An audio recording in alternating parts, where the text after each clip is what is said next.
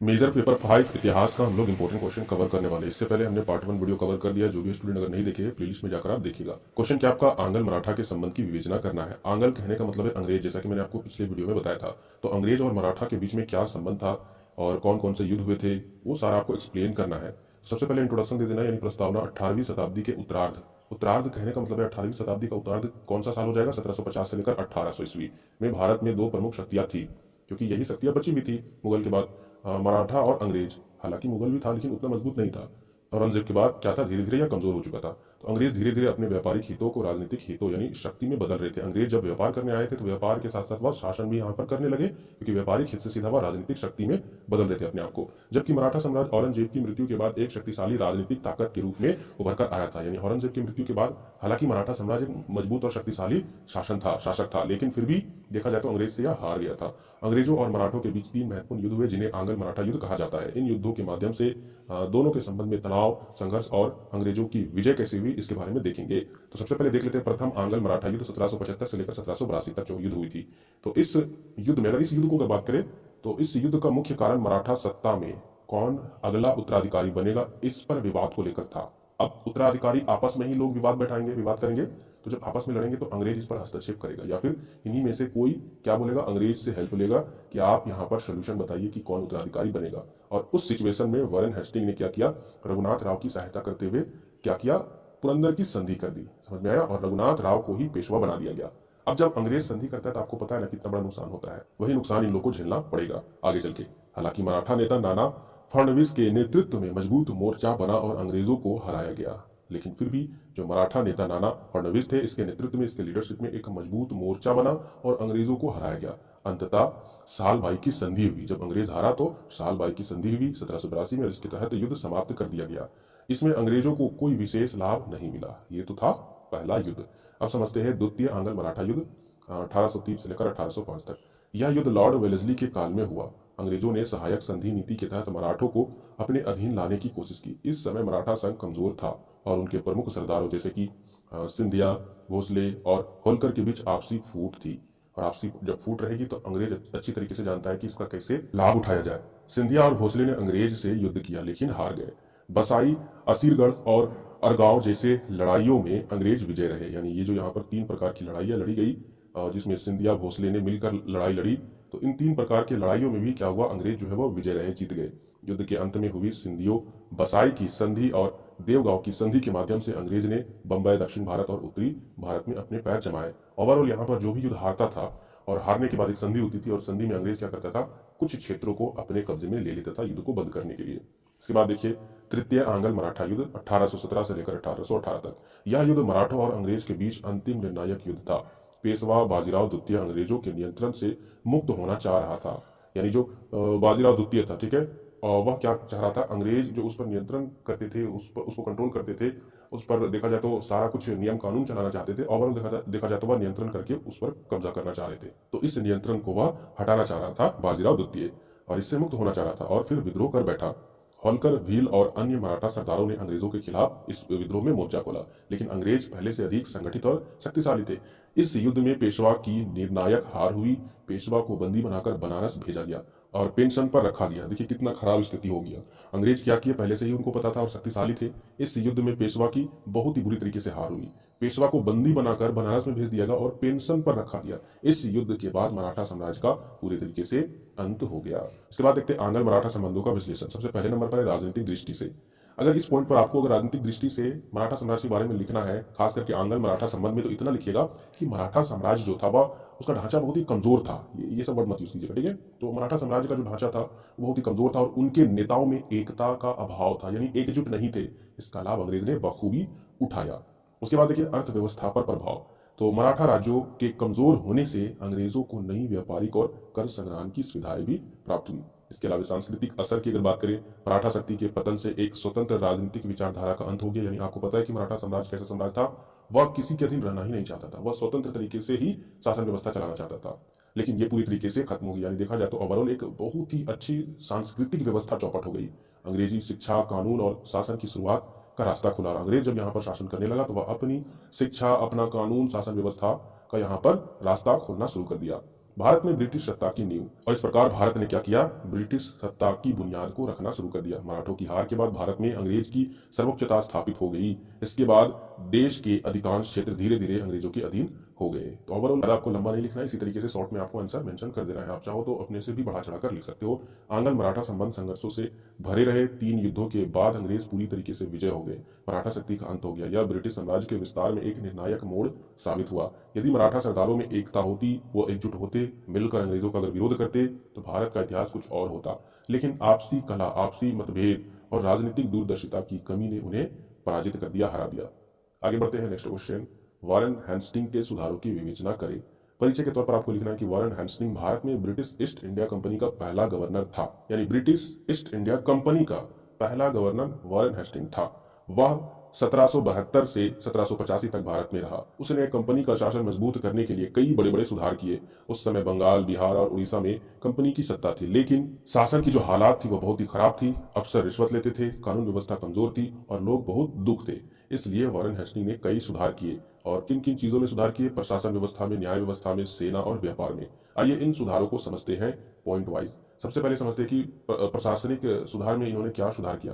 तो Warren Hasting ने सबसे पहले कंपनी का जो राजस्व व्यवस्था था, यानी कर व्यवस्था, उसमें सुधार की। उसने बंगाल में जमींदारों से सीधे कर वसूलने का आदेश दिया। इसके बाद पहले यह काम रैयतों यानी किसानों से होता था, और यह काम जो टैक्स लेने वाला, जो राजस्व वसूली करने वाला जो काम होता था, वह रैयत यानी किसानों से ही होता था। लेकिन कई बिचौलिए भ्रष्ट थे, यानी इस पर जो भी अधिकारी थे वह भ्रष्ट थे। अब कंपनी ने कलकत्ता से सीधा नियंत्रण करना शुरू कर दिया। उसने हर जिले में एक कलेक्टर नियुक्त किया जो कर वसूलने और कानून व्यवस्था देखने का काम करता था। तो कर व्यवस्था में इस तरीके से आपको लिखना है कि कैसे सुधार किया, यानी इन्होंने डायरेक्ट कर वसूलने का नियम लागू किया कलेक्टर के द्वारा। इसके बाद देखते हैं नेक्स्ट आपका न्याय व्यवस्था में सुधार, कैसे इन्होंने क्या किया। भारत में पहले अलग अलग प्रांतों में अलग अलग नियम चलते थे, कोई एक समान कानून नहीं था। हेस्टिंग ने 1772 में न्याय सुधार की शुरुआत की। उसने 2 तरह की अदालतें बनाई। क्या क्या देखिए, दीवानी अदालत यानी सिविल कोर्ट। अब इसमें क्या होता है कि जिसमें जमीनी विवाद, पैसे के मामले और संपत्ति के झगड़े सुने जाते थे, उसे दीवानी अदालत कहा जाता था। दूसरी जो अदालत थी वह फौजदारी अदालत यानी क्रिमिनल कोर्ट, जिसमें हत्या, चोरी, हिंसा, अपराधों की सुनवाई होती थी। जैसा कि आज भी है, क्रिमिनल कोर्ट किसे बोला जाता है? फौजदारी अदालत, जिसमें क्रिमिनल चीजों से रिलेटेड वहां पर सुनवाई होती थी। लेकिन दीवानी अदालत किसे बोला जाता है? जिसमें जमीनी विवाद, पैसे का विवाद या झगड़े का विवाद जो भी है उसको सुलझाने के लिए ये अदालत बनाई गई थी, 2 प्रकार की। इसके बाद हिंदुओं के लिए हिंदू धर्म के कानून और मुसलमानों के लिए इस्लामिक कानून लागू किए गए। उसने पहली बार पंडितों और मौलवियों को न्याय देने के लिए नियुक्त किया। यानी पंडित जो है वो अपने धर्म में न्याय करता था और मौलवी अपने धर्म में न्याय करता था। उसके लिए इन्होंने क्या किया? दोनों को नियुक्त किया ताकि सही धर्म अनुसार फैसला हो सके। हालांकि ये एक राजनीति और चाल थी। चलिए आगे बढ़ते हैं। नेक्स्ट आपका अंग्रेजी भाषा शिक्षा का आरंभ। और फिर इन्होंने क्या किया? अंग्रेजी भाषा और शिक्षा का आरंभ इन्होंने किया। यानी वॉरेन हेस्टिंग ने महसूस किया कि कंपनी के अधिकारियों को भारत की भाषा और संस्कृति सीखनी चाहिए। उसने कलकत्ता में फोर्ट विलियम कॉलेज की स्थापना की। यानी इन्होंने कलकत्ता में फोर्ट विलियम की स्थापना की वॉरेन हेस्टिंग ने, जहां अफसरों को फारसी, संस्कृत और हिंदी सिखाई जाती थी ताकि अफसर भारतीय भाषा को भी सीख सके। इससे अंग्रेजों को भारतीयों से संवाद यानी बात करने में मदद मिली और शासन को चलाने में भी आसान हुआ। फोर्थ नंबर की अगर बात करें व्यापारिक सुधार, यानी व्यापार में इन्होंने क्या क्या सुधार किया। तो कंपनी के बहुत से अधिकारी निजी व्यापार करते थे और कंपनी को नुकसान पहुंचाते थे। हेस्टिंग ने नियम बनाए कि कंपनी के कर्मचारी निजी व्यापार नहीं करेंगे। नमक, अफीम, तंबाकू आदि व्यापारों को कंपनी के नियंत्रण में लाया गया ताकि ज्यादा मुनाफा कमा सके हो सके। कहने का मतलब है कुछ व्यापारी क्या करते थे? पर्सनली व्यापार करते थे। निजी कहने का मतलब है खुद के लिए, और उसका मुनाफा खुद ही कमाते थे। उसका टैक्स ये कंपनी को नहीं मिलता था। तो ये नियम हटाकर इन्होंने क्या किया कि जो भी कर्मचारी है वो निजी व्यापारी नहीं करेंगे खुद के लिए, जो भी व्यापारी करेंगे वह कंपनी को ही लाभ मिलेगा, सारा कुछ कंपनी के लिए ही व्यापार करेंगे। इसके बाद देखिए सेना में सुधार। फिर इन्होंने क्या किया? सेना में सुधार किया। क्या क्या सुधार किया वो देखिए। हेस्टिंग ने भारतीय सैनिकों को, सेना को ज्यादा अनुशासित और प्रशिक्षित बनाया। इसने क्या किया? सेना को सिखाया, प्रशिक्षित दिया, ट्रेनिंग दिया, उसको डिसिप्लिन बताया, सारा कुछ बहुत ही मजबूत बनाया सेना को। उसने ब्रिटिश अफसरों को भारतीय सैनिकों का सही तरीके से नेतृत्व करने के लिए प्रशिक्षित किया और साथ ही साथ भारतीय लोगों को भी, भारतीय जो सेना थी उसको भी ट्रेनिंग दिया। सैनिकों को नियमित वेतन देना शुरू किया और सैनिक को जो वेतन मिलता था उसको टाइम पर देना शुरू किया और उनकी देखभाल पर भी ध्यान दिया। ये सैन्य व्यवस्था में इन्होंने सुधार किया, जिससे इनकी सैनिक व्यवस्था मजबूत हुई। इसके बाद काशी, अयोध्या, तंजौर जैसी जगहों की मदद। यानी हेस्टिंग ने भारतीय संस्कृति और धर्म को भी महत्व दिया। उसने काशी, अयोध्या जैसे धार्मिक स्थानों की मरम्मत, पुजारियों की मदद की। उसने संस्कृत साहित्य का भी समर्थन किया। भगवत गीता का अंग्रेजी अनुवाद उसकी देख रेख में हुआ और उन्होंने क्या किया था? भगवत गीता का अंग्रेज में अनुवाद किया था। अब कई स्टूडेंट यहाँ पर क्या करेंगे? इसको एक धार्मिक चीजों में लेकर कहेंगे वाह इतना अच्छा था वॉरेन हेस्टिंग। ऐसा कुछ नहीं है। लॉलीपॉप देकर और सारा कुछ छीन लेना इस तरीके से अंग्रेज करते थे यहाँ पर शासन, समझ में आया ना। और खास करके अगर देखा जाए तो धार्मिक में जो आपस में बंटवारा करते थे यही करते थे। शुरू तो सहायता करते थे, मदद करते थे, लेकिन किसी तरीके से अगर किसी क्षेत्र को छीनना होता था तो आपसी में फूट डाल देते थे। और खास करके आप देख लीजिएगा 1857 की लड़ाई किस तरीके से इन्होंने करवाई थी। देखिए इसके बाद भ्रष्टाचार के खिलाफ कदम।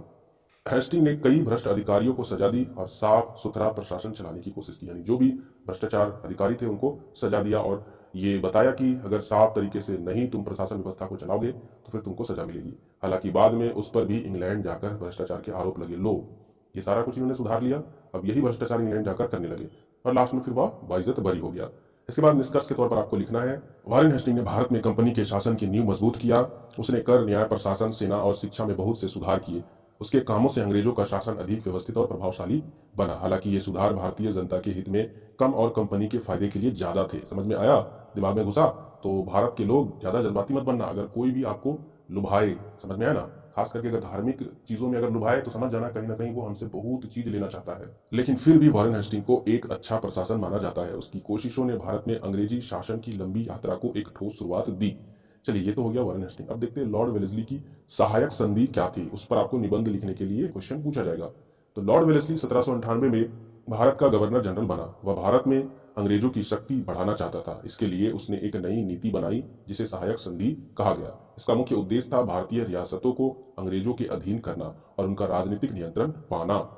सहायक संधि क्या थी? तो इस संधि के अनुसार भारतीय राजा अपनी सेना हटाकर अंग्रेजों की सेना को अपनी रियासत में रहने देते थे। यानी इस संधि में क्या था कि जो भी अगर रियासत या राजा अपनी सेना रखते थे, उस अपनी सेना को हटाकर उसमें अंग्रेजी सेना बैठाया जाता था, यानी उसमें रखा जाता था। बदले में राजा को हर साल अंग्रेजों को पैसा देना होता था। यानी राजा को किसी भी विदेशी शक्ति के बिना अंग्रेजों की अनुमति के समझौता करने की इजाजत नहीं थी। देखिए, एक तो अंग्रेज वहां पर अपनी सेना भी रखेंगे और अंग्रेज को पैसा भी देंगे राजा, और बिना अंग्रेज के इजाजत के कुछ भी नहीं कर सकते थे। तो ये एक संधि थी। संधि के मुख्य नियम क्या थे वो भी देखिए। भारतीय शासक अंग्रेजों की सेना को अपने राज्य में जगा देगा, अंग्रेजी सेना की रख रखाव का खर्च उठाएगा, राजा किसी अन्य राज्य से संधि या युद्ध नहीं करेगा। अगर नियम तोड़े गए तो अंग्रेज राज्य पर अधिकार कर सकते हैं। कितना खतरनाक ये संधि करता था, देख सकते हो। संधि का उद्देश्य क्या था? तो लॉर्ड वेलेस्ली का उद्देश्य भारतीय राज्यों को एक एक कर अंग्रेजों के अधीन करना था। समझ में आया, यही इनका मेन फंडा था। इस संधि से बिना युद्ध लड़े राजा की सत्ता को कमजोर किया जा सकता था और कंपनी का नियंत्रण मजबूत होता था। देखिए, युद्ध आपस में लड़ेंगे, लोग मारे जाएंगे, बहुत सारे पैसे खर्च होंगे और जिस कारण से नुकसान दोनों का होगा। लेकिन अंग्रेज इतना चालाक था, इस प्रकार से संधि करता था जिससे उसके जो विरोधी राजा होता था वह पूरे तरीके से चरमरा जाता था, कमजोर हो जाता था और लास्ट में हार मानकर उसको अपना राज्य दे देता था। इसके बाद देखिए किन किन राज्यों ने संधि की। सबसे पहले 1798 में हैदराबाद ने की और फिर मैसूर यानी टीपू सुल्तान की मृत्यु के बाद। आपको पता है कि टीपू सुल्तान ने किस तरीके से युद्ध लड़ा। खास करके इन्होंने अपने सर को नहीं झुकाया था अंग्रेजों के सामने, अपने मरते दम तक अंग्रेजों से लड़ने वाले ये एक महान टीपू सुल्तान थे।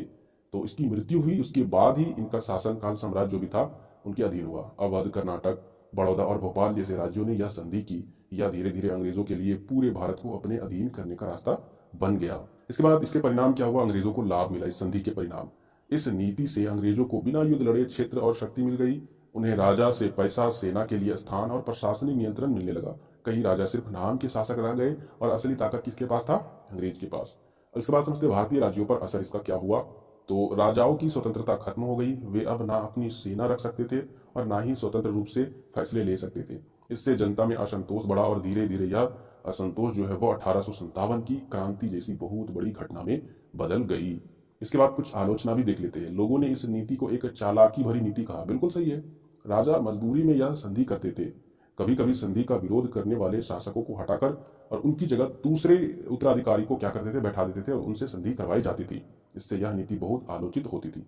अच्छा, यहाँ पर देखिए, जो शासक विरोध करता था उसके जगह पर दूसरे अधिकारी को कैसे बैठाया जाता था मालूम है? आपसे वोट डालकर, यानी उसी में से कोई होगा उस राजा का अपना, उसको अंग्रेज लाभ देता था, तुमको सत्ता में बैठाया जाएगा। और इतना घटिया वहां पर हो जाता था लोग कि सत्ता के लालच में वाकई में अंग्रेज की बात मान लेते थे और अपने ही लोगों को कहीं ना कहीं देखा जाए तो विरोध कर देते थे, अपने ही लोगों को, अपने ही लोगों से दुश्मनी मोल लेते थे। तो ये भारत की बहुत बड़ी घटिया चीज है। अभी हम लोग इस देश में कई धर्म के लोग आपस में रह रहे हैं और देश की आजादी में हर एक धर्म के लोगों का यहाँ पर योगदान है। लेकिन किसी नेता के कारण, किसी ऐसे लोगों के कारण जो इस देश को लूट लूट कर खोखला बना रहे हैं, उस कारण लोग आपस में अपने में लड़ रहे हैं। जो अपने में लोग नफरत बांट रहे हैं, अपने में जो लोग नफरत कर रहे हैं, अपने आस पड़ोस में लोग अलग धर्म के हैं तो अलग धर्म से हमको नफरत करना है, ये किसकी मानसिकता थी मालूम है? उन कायरों की मानसिकता थी जिस समय अंग्रेज के साथ वो कायर संधि करता था। समझ में आया? तो इस प्रकार से आपको क्या करना है, क्या नहीं करना है, किन नेताओं की बात माननी है, ये आप अपने दिमाग में रख लीजिएगा। इसीलिए इतिहास पढ़ा जाता है और सही तरीके से इतिहास पढ़ना इंपॉर्टेंट है। दोनों नजरिए से, एक नजरिए से पढ़ना जरूरी नहीं होता है। हालांकि निष्कर्ष के तौर पर आपको लिखना है, सहायक संधि लॉर्ड वेलेस्ली की सबसे प्रभावशाली नीति थी। इसने भारत में अंग्रेजों की सत्ता को मजबूत बनाया और भारतीय राज्यों की आजादी को खत्म किया। यह नीति अंग्रेजों के साम्राज्य विस्तार का एक शांतिपूर्ण लेकिन खतरनाक तरीका बन गया था। इसके बाद समझते हैं लॉर्ड डलहौजी की हड़प नीति क्या थी। इस नीति के नाम से ही पता चल रहा है कि राज्यों को हड़पना, यानी भारतीय राज्य को हड़प देना। चलिए देख लेते हैं। परिचय के तौर पर आपको लिखना कि लॉर्ड डलहौजी 1848 में भारत का गवर्नर जनरल बना। उसका उद्देश्य था ब्रिटिश साम्राज्य को पूरे भारत में फैलाना। इसके लिए उसने कई नीतियां अपनाई, लेकिन सबसे विवादित जो नीति थी वह थी हड़प नीति। इस नीति का उपयोग कर उसने बिना युद्ध किए कई भारतीय रियासतों को ब्रिटिश शासन में मिला लिया। हड़प नीति का अर्थ क्या था वो देखिए। इस नीति के अनुसार यदि किसी राजा की संतान नहीं होती थी, यानी अगर कोई किसी राज्य का अगर राजा होता था और उसकी संतान नहीं होती थी, तो उसके मरने के बाद उसका राज्य ब्रिटिश ईस्ट इंडिया कंपनी में शामिल कर लिया जाएगा। राजा द्वारा गोद लिया गया बेटा भी अब उत्तराधिकारी नहीं माना जा सकता था। इस नीति से कई राज्यों को बिना लड़े अंग्रेज अपने कब्जे में कर लिया, यानी हड़प लिया। तो नीति के प्रमुख नियम क्या थे वो समझिए। यदि किसी राजा को कोई सगा पुत्र नहीं है तो राज्य क्या होता था, अंग्रेजों के पास जाएगा। उस सिचुएशन में गोद लिया बेटा अब कानूनी अधिकारी मतलब उत्तराधिकारी नहीं माना जाएगा। यानी अंग्रेज चाहेंगे तो किसी और को राजा बना सकते हैं या फिर नहीं बना सकते हैं। यानी अपनी मर्जी से कोई भी राजा जो है वो किसी दूसरे को राजा नहीं बना सकता है। समझ में आया? यानी राजा को गोद, तो वही चीज बोला गया कि अगर कोई राजा जब वह बूढ़ा हो जाता है या फिर वह उनका समय खत्म हो जाता है तो वह अपने से किसी दूसरे को नहीं राजा बना सकता है अंग्रेज की अनुमति के बिना। यह नियम सिर्फ हिंदू राजाओं पर लागू किया गया जो पक्षपातपूर्ण था, और पूरी तरीके से देखा जाए तो यह हिंदू जो राजा थे उनके साथ गलत था। हालांकि मुस्लिम राजाओं को भी इन्होंने कम नहीं धोया, ठीक है। तो सभी को, पूरे भारत को यह कब्जा करना चाह रहे थे और किसी के साथ अच्छा व्यवहार का एक दिखावा करके दूसरे के साथ या एक अलग नीति रणनीति अपनाते थे। तो ऐसा नहीं कि मुस्लिमों के साथ इनका अच्छा व्यवहार था, कुछ नहीं था। अब समझते इस नीति का उद्देश्य क्या था। देखिए यहाँ पर उद्देश्य क्या था। डलहौजी का उद्देश्य भारत में कंपनी के अधीन अधिक से अधिक राज्यों को लाना था। सोचिए, अधिक से अधिक राज्यों को लाना कहने का मतलब है जो भी मुस्लिम रियासत होंगे उसको भी अपने कब्जे में भी लेना था। वह शांति से और बिना युद्ध लड़े साम्राज्य विस्तार करना चाहता था। इस नीति से ब्रिटिश सरकार को खर्च भी कम करना पड़ता था और सत्ता भी मिल जाती थी। इसलिए यह नीति उसकी साम्राज्यवादी सोच का हिस्सा थी।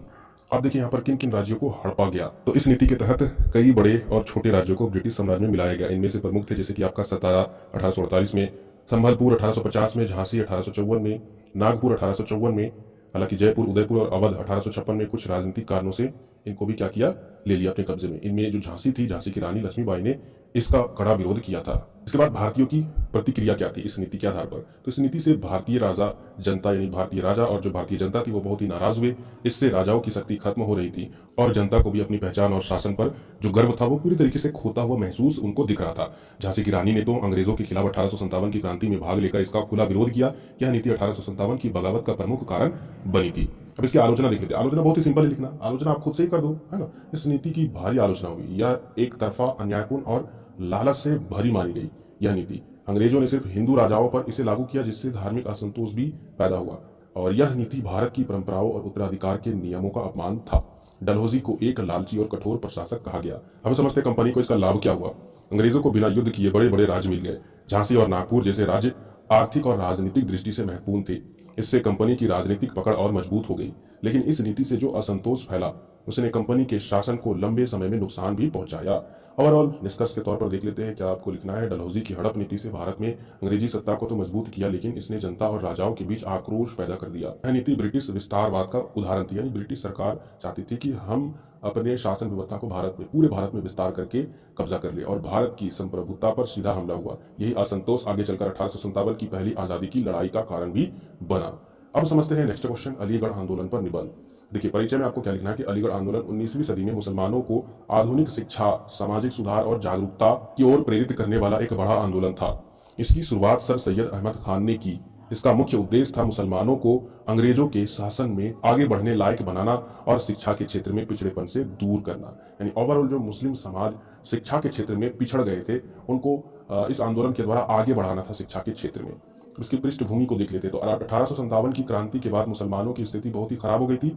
अंग्रेजों को लगा कि मुसलमानों ने विद्रोह में बड़ी भूमिका निभाई थी, इसलिए उनके साथ भेदभाव हुआ। मुसलमान अंग्रेजों से दूर हो गए और शिक्षा व सरकारी नौकरी से कट गए। सर सैयद अहमद खान ने इस हालत को बदलने का भी बीड़ा उठाया।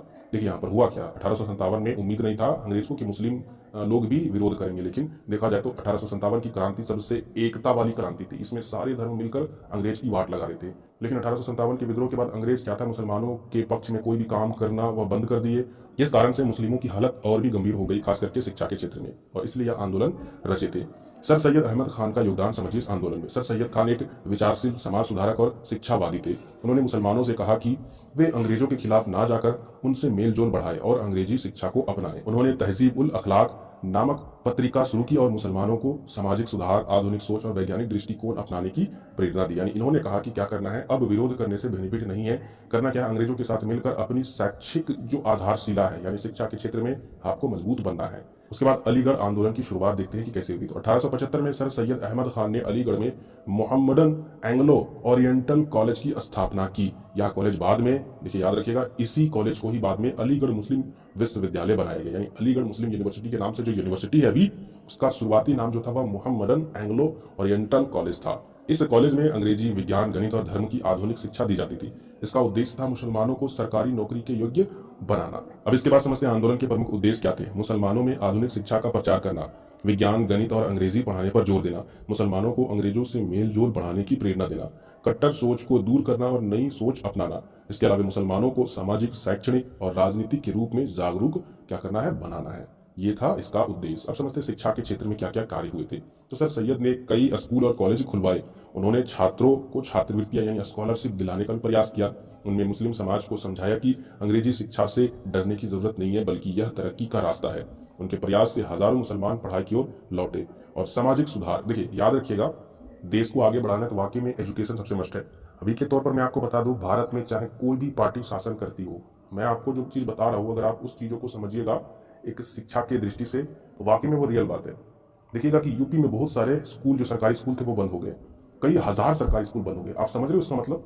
आप अपने अगर गांव का ही उदाहरण ले लीजिएगा, तो आपके गांव में अगर मात्र 2 स्कूल बंद हो जाते हैं, एक सरकारी प्राइमरी स्कूल बंद हो जाते हैं, एक मिडिल स्कूल बंद हो जाता है, तो बताइए बच्चे कितना दूर जाएंगे पढ़ने के लिए दूसरे स्कूल, आप सोच सकते हो। और जिस कारण से अभी जो माहौल है ना, अगर नहीं पढ़ेंगे तो बच्चे क्या हो जाएंगे, गलत रास्ता चूज करेंगे। यानी अगर पूरी तरीके से अगर लोग शिक्षित नहीं होंगे, तो वही अशिक्षित और आपराधिक जो नेता है उन्हीं का गुलामी करेंगे। और अभी के टाइम में अगर देखिए धर्म के आड़ में जो राजनीति चल रही है, आप देखिएगा, भले ही बोलते कि हाँ मुस्लिम धर्म के जो नेता होते हैं वो बोलते हैं कि आपके सपोर्ट में, हिंदू धर्म के जो नेता है वो आपके सपोर्ट में है, लेकिन आप गुप्त रूप से अगर देखिएगा सीक्रेट तरीके से वो किस तरीके से खोखला कर रही है। झारखंड की अगर मैं बात करूं या फिर पूरे भारत की अगर बात करूं, किस तरीके से खोखला कर रही है इस राजनीति में, वो आपको नहीं समझ में आ रहा है। अब समझते हैं सामाजिक सुधार के बारे में। अलीगढ़ आंदोलन ने मुसलमानों में अंधविश्वास, रूढ़िवादियों और कट्टरता को चुनौती दी। सर सैयद ने महिलाओं की शिक्षा, स्वास्थ्य और साफ सफाई और आधुनिक सोच को बढ़ावा दिया। उन्होंने कुरान की व्याख्या आधुनिक दृष्टिकोण से की और बताया कि इस्लाम प्रगति और शिक्षा का समर्थन करता है। वाकई में ये सही बात बताई। राजनीतिक दृष्टिकोण, चाहे वो कुरान हो या फिर गीता हो या कोई भी चीज हो, उसमें यही चीज मेंशन है। अगर आपको प्रगति करना है, आगे बढ़ना है, तो याद रखिएगा एजुकेशन मोस्ट इंपॉर्टेंट चीज है। अब समझते राजनीतिक दृष्टिकोण। सर सैयद ने मुसलमानों को राजनीति से दूर रहने की सलाह दी। उन्होंने भारतीय राष्ट्रीय कांग्रेस का विरोध किया, क्योंकि उन्हें डर था कि कांग्रेस में हिंदुओं का प्रभाव ज्यादा होगा और मुसलमानों के हित पीछे रह जाएंगे। उन्होंने मुसलमानों से कहा कि पहले शिक्षा लो फिर राजनीति समझो। यानी इन्होंने कांग्रेस का विरोध किया और यह चाहते थे कि मुसलमान जो जनता है वो खास करके एजुकेशन पर ही ध्यान दे। जब एजुकेटेड हो जाएंगे, मजबूत हो जाएंगे, उसके बाद फिर वह इस देश को आज़ादी में या फिर किसी तरीके से अगर देश की जरूरत पड़े तो उसमें भागीदारी बन सकते हैं। इसके अलावा आंदोलन का प्रभाव। अलीगढ़ आंदोलन ने भारतीय मुसलमानों को एक नई दिशा दी। उनके जीवन में शिक्षा का महत्व बढ़ा, आधुनिक सोच आई और सरकारी नौकरियों में उनकी भागीदारी बढ़ी। अलीगढ़ मुस्लिम विश्वविद्यालय देश की प्रमुख शिक्षण संस्थानों में से एक बना। इस आंदोलन ने मुस्लिम समाज को जागरूकता किया। ओवरऑल निष्कर्ष के तौर पर आपको लिखना है, अलीगढ़ आंदोलन सिर्फ एक शैक्षणिक आंदोलन नहीं था, बल्कि यह एक सांस्कृतिक और सामाजिक जागरण था। सर सैयद अहमद खान के नेतृत्व में यह आंदोलन मुसलमानों को पिछड़ेपन से निकालकर तरक्की की ओर ले गया। यह आंदोलन आज भी आधुनिक मुस्लिम समाज के निर्माण का आधार माना जाता है। अब समझते हैं टीपू सुल्तान एवं अंग्रेजों के संबंधों की विवेचना। अच्छा, टीपू सुल्तान के बारे में आप लोग बचपन से पढ़ते आ रहे हो, आप लोग बताइएगा, ये क्लास 6 या 7 या फिर 8 किसी क्लास में होगा। एक इस तरीके से बॉक्स बनाया था, उसमें एक जानकारी दी गई थी कि टीपू सुल्तान को शेरे मैसूर क्यों कहा जाता था। ये आप कमेंट में बताइएगा, जो भी स्टूडेंट अगर जानते होंगे। तो टीपू सुल्तान मैसूर राज्य का राजा था। वह बहादुर, देशभक्त और अंग्रेजों का कड़ा विरोधी था। उसके पिता हैदर अली भी अंग्रेजों के विरोधी थे। टीपू ने अंग्रेजों को निकालने की कई कोशिशें की। उसने मैसूर को एक शक्तिशाली राज्य बनाया और फ्रांसीसी के साथ मिलकर अंग्रेजों को चुनौती दी। यानी जो टीपू सुल्तान था वह पूरे तरीके से अंग्रेजों का विरोधी था और बहादुर और देशभक्त, और खास करके इनके जो पिता थे वो भी अंग्रेजों की विरोध में ही सारा कुछ करते थे। उनसे भी इनको सीख मिली होगी। टीपू का शासनकाल, टीपू सुल्तान का शासनकाल देखते हैं। तो टीपू सुल्तान 1782 में अपने पिता हैदर अली के बाद मैसूर का शासक बना। उसने अपने राज्य को वैज्ञानिक, आर्थिक और सैन्य दृष्टि से मजबूत किया। उसने कृषि, व्यापार और हथियार निर्माण में कई सुधार किए। उसने अपनी सेना को यूरोपीय शैली में संगठित किया और खुद भी शेर मैसूर कहलाए। देखिए, एक बात मैं आपको बता दूं, जो आधुनिक हथियार थे, टेक्नोलॉजी वाले जो हथियार थे, कहीं ना कहीं इनके पिता भी वही चीज किए थे। और इनको इनके पिताजी से वो सीख मिली कि अगर वाकई में अंग्रेजों से जीतना है तो आधुनिक हथियार इस्तेमाल करना होगा। इसके बाद अंग्रेजों के साथ पहली टक्कर, टीपू सुल्तान ने अपने पिता के साथ मिलकर अंग्रेजों के खिलाफ द्वितीय मैसूर युद्ध 1780 से लेकर 84 तक लड़ा। इस युद्ध में मैसूर की विजय हुई और मंगलौर की संधि 1784 के बाद युद्ध समाप्त हुई। यह संधि अंग्रेजों के लिए अपमानजनक थी और उन्होंने टीपू को अपना शत्रु मान लिया था। यह जो संधि थी वह अंग्रेजों के फेवर में नहीं था, बल्कि अंग्रेजों के विरोध में था, क्योंकि अंग्रेज हार चुके थे और वाकई में यहाँ पर पहली बार अंग्रेजों को अपमानित होना पड़ा था टीपू सुल्तान से। तीसरी मैसूर युद्ध 1790 से लेकर 92 तक चला। अंग्रेजों ने मराठों और हैदराबाद के निजाम के साथ मिलकर टीपू पर हमला किया। यानी अंग्रेज क्या किया, बताया कि किस तरीके से अंग्रेज लालच लोभ देकर राजाओं को अपनी तरफ ले लेता था, उसी तरीके से मराठों और हैदराबाद को भी इन्होंने क्या किया, अपने अधीन ले लिया। आपको बताया कि अंग्रेज किस तरीके से राजाओं को लालच और लोभ देकर वह किसी के विरोध भी लड़ा देता था। उसी तरीके से इन्होंने मराठों और हैदराबाद के निजामों को अपने तरफ लेकर और किसके साथ युद्ध कर दिया, टीपू सुल्तान पर हमला कर दिया। टीपू ने इस युद्ध का बहादुरी से लड़ाई की, लेकिन अंत में उसे हार माननी पड़ी। 1792 की श्रीरंगपट्टनम की संधि के तहत टीपू को अपने राज्य का आधा हिस्सा देना पड़ा और 2 बेटों को अंग्रेजों के पास बंधक के रूप में भेजना पड़ा। देखिए, याद रखिएगा, भारत देश की कमर कब टूटी है, जब लोग आपस में ही क्या होते हैं, दुश्मन बन जाते हैं। यानी भारतीय होकर भी अगर भारतीयों का साथ ना दे और दूसरों का साथ दे तो उस समय भारत टूटता है। और भारत टूटा है, ये इतिहास गवाह है, आप साफ साफ देख सकते हो। ठीक है, और इसके बाद देखिए क्या हालात हुई थी। अब समझते हैं चौथा मैसूर युद्ध। लॉर्ड वेलेस्ली ने टीपू को खत्म करने की योजना बनाई। अंग्रेजों ने फिर से निजाम और मराठों को साथ मिलाया और टीपू के खिलाफ फिर से युद्ध छिड़ दिया। यह युद्ध बहुत भीषण था। अंत में अंग्रेजों ने श्रीरंगपट्टनम पर हमला कर दिया। टीपू सुल्तान ने लड़ते लड़ते वीर गति हो गए और लास्ट में आखिर में टीपू सुल्तान इस युद्ध में लड़ते लड़ते वीर गति पा ली। अब समझते हैं फ्रांसीसी संबंध और अंग्रेजों का डर। तो टीपू ने अंग्रेजों को रोकने के लिए फ्रांस से मित्रता की थी। उसने फ्रांसीसी सेना और हथियारों की मदद ली। इससे अंग्रेज डर गए थे कि कहीं फ्रांस भारत में भी फिर से पैर न जमा ले। इसी कारण अंग्रेजों ने टीपू को एक खतरे के रूप में देखा और उसे खत्म करने की योजना बनाई। टीपू का विरोध क्यों था, तो टीपू सुल्तान अंग्रेज के विस्तारवाद का, यानी जो अंग्रेज यहाँ पर शासन करना चाह रहा था, उसका सबसे बड़ा विरोधी था। वह भारत में ईस्ट इंडिया कंपनी के शासन को रोकना चाहता था।